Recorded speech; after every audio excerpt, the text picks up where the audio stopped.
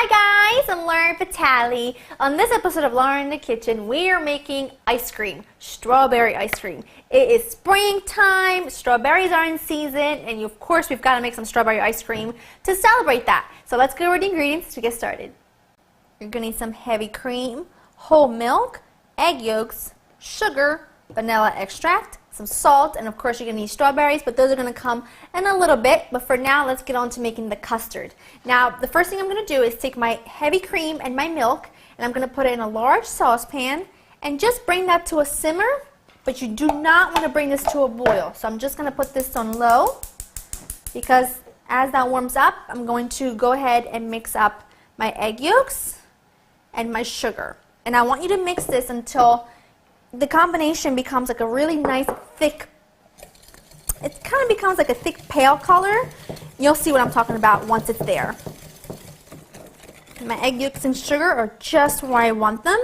So now to this, I'm going to put in a little bit of my hot milk and cream mixture, and this is just to temper the eggs, because this is going to eventually all go into the pot and cook for a while. But before I do that, I want to temper the eggs so that I don't add them to so much hot liquid and scramble them, because that would not be good. There you go.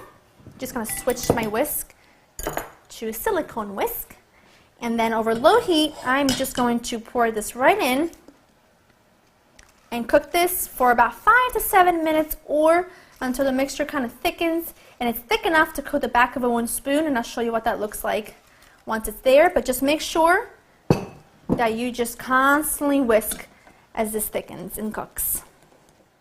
My custard is perfect. Now I'll show you what I mean when I say it should coat the back of a wooden spoon.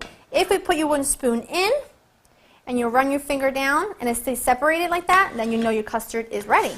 So here's what you're going to do next. I hate sifting. I hate putting everything through a sieve. You know that. But it's important because just in case there's any eggs that have curdled, or there's any pieces of anything left behind, it will not go into your final dish, obviously. So I'm passing this through a fine sieve. That looks good. Now to that, I'm going to add in a pinch of salt. So super important in cooking and in baking. And just a drop of vanilla. Even though it's strawberry ice cream, I need a little vanilla in there. Not a whole lot. Give this a nice stir. Smells so good already. That looks good. Now I want you to cover this, but it's important that the plastic wrap is actually touching the custard, so it doesn't get that skin on top, that funky skin. I don't like that. So just get some out, and I'll show you. Push the plastic wrap right down on top of your custard. And now this is going to go into the fridge. It needs a minimum of 4 hours, or you can leave it in there up to overnight.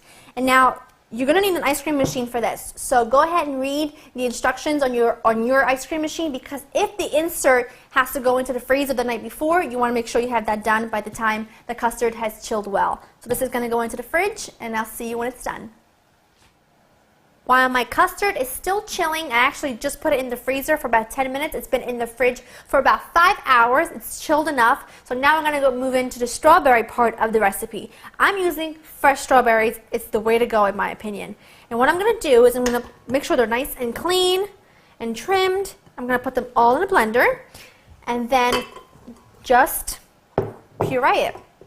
It's going to take a few minutes, but you're looking for a real nice silky puree.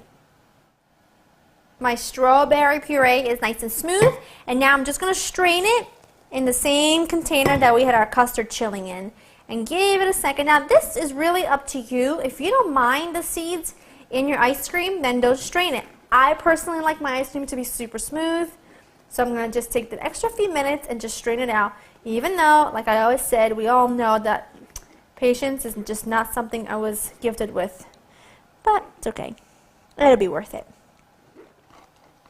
We are nearly there. Look at that. That is gorgeous. It's going to be so nice and smooth. Now just mix everything together so it's all nice and combined. Nice and smooth and well combined. I'm going to put this in my ice cream maker. Now I'm going to give you just a quick tip. If you don't have an ice cream machine, I get a lot of comments on my ice cream that I've done already before with an ice cream machine. How can you make it without an ice cream machine? It's very simple. Put this in a glass, like a glass dish. You put it in the freezer. Every 15 to 20 minutes, you take a whisk, and you got to go into the freezer, and you have to whisk everything together. It takes about 4 to 5 hours, if not longer, for the ice cream to set, and every 15 minutes, you're going to have to go and whisk. But I don't have that kind of time, and I like just being able to put it in here for 20 minutes, and then it's completely done. So, the insert of my ice cream machine was in the freezer overnight, because that's just what it requires. It needs to be really nice and cold and frozen. And every ice cream machine is different, but I know that mine takes, I would say, about 25 minutes or so for it to be completely frozen. So I'm just going to let it, turn it on, let it go, and then I'll show you what it looks like when it's done. My ice cream is just about frozen all the way. Now the hard part is getting it all out of here. Oh, awesome. Now I turn it off just shy of when the ice cream is actually fully frozen, because I want to be able to stir in some fresh strawberries that I've chopped up. Now I know I like my ice cream super smooth as far as all the seeds are concerned, but I do like to have some fresh strawberries in there. So look, the color is perfect. And I love this consistency too, but I'm going to put it back in the freezer for just a little bit once I get it all out of here. Just quickly stir in all of your berries, or strawberries I should say. That looks, oops, that looks great. Now I am going to put this back in the freezer just to let it harden a bit, but that's really about it. I'm going to give this a quick taste. Perfect. Super smooth. It doesn't have that artificial flavor. It just has a really creamy, subtle strawberry flavor, but it just goes perfectly together. I hope you've enjoyed spending time with me. Go to www.laurainthekitchen.com to get the recipe, and I'll see you next time. Bye-bye.